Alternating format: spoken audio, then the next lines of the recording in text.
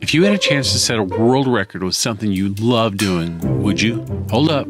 Before you answer that question, what if everybody said it was impossible, no one thought it was a good idea, or any of 1,000 variables could easily derail you from reaching the starting line, much less finishing? Would you still try? This is the exact question I'm currently debating. To attempt a world record 3,200-mile journey on an electric skateboard from Boston to San Diego on July 18th, 2023 or 2024. I haven't decided which one just yet. Depending on several factors, it would set world records. World's longest electric skateboard ride, first east to west coast electric skateboard ride, oldest person to cross the United States on an electric skateboard, possibly the dumbest shenanigan I've ever dreamed up.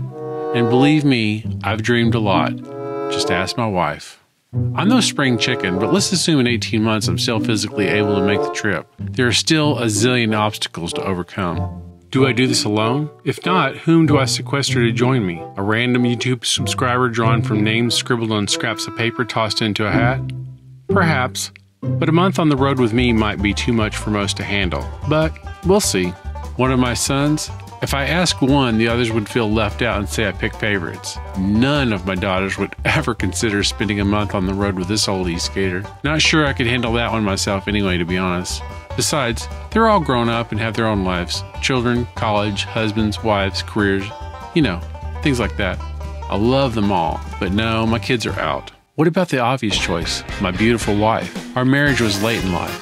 Not the first for either of us. We met in our mid-40s, but there's still no way she would step on an electric skateboard after a left knee meniscus tear and surgery caused by an exercise class gone wrong. I've tried many times without success to get her to ride my board around the block, but she'll make a great cheerleader, calling every hour to check if I'm alive. I have no idea why she keeps insisting we upgrade my life insurance. Oh well.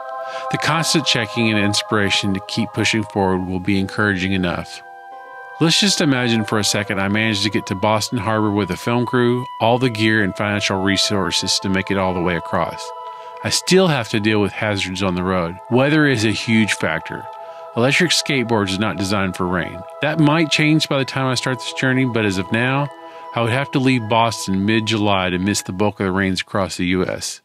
Any later, I have to deal with extreme heat across the western states, 105 degrees or more.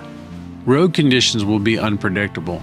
No one knows if every road in the U.S. is passable, and that will change daily. Road debris, wildfires, how to keep clean, breakdowns, where to stop for bathroom breaks, mountains, deserts, tornadoes, and oh yes, how to deal with traffic are going to be so much fun. One of the most unpredictable and hazardous elements are animals. I'm not afraid of any animal, but when it appears out of nowhere ready to kill, that gets the blood pumping. Bears, elk, wolves, rattlesnakes, deer, cougars, four-legged kind. Two-legged cougars stopped chasing me a long time ago.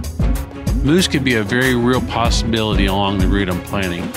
There's a YouTube story, moose tramples dog to death in front of owners in Colorado. I don't want to make the world record for dumbest person who gets trampled by a moose riding an electric skateboard.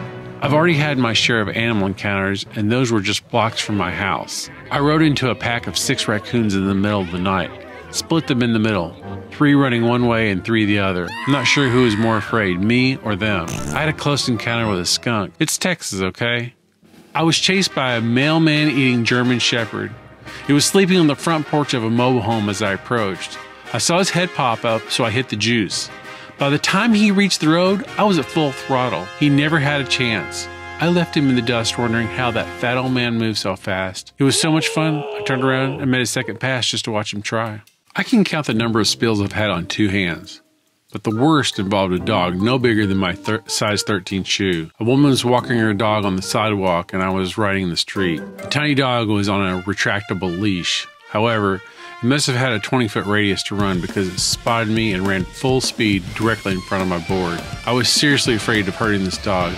It all happened in slow motion. The horror on the owner's face ballooned when she realized what was about to happen to her dog. I thought I could outrun the spill, but no. My first reaction was to slam on the brakes, which caused me to fly off the end of my board and tumble end over end. I was so embarrassed I rode away without checking my injuries. As I glanced back, that dog had an immense grin of satisfaction.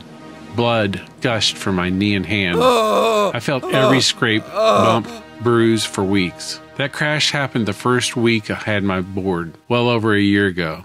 Today, I would have handled that situation differently. Steering away from hazards is best. Expect the unexpected, always. You might be thinking, why would this person attempt such a risky endeavor? What can he possibly gain? Well, one of my greatest fears is waking up too old or frail to do something I love. I ride my electric skateboard almost every day. It never gets old. I would make this trip even if it didn't set a world record. It's #1 on the bucket list. A world record is just icing on the cake. Once I'm actually on the road, I will live stream daily so you and I can meet up along the path if you want, if you can. Happy e-skating and ride safely.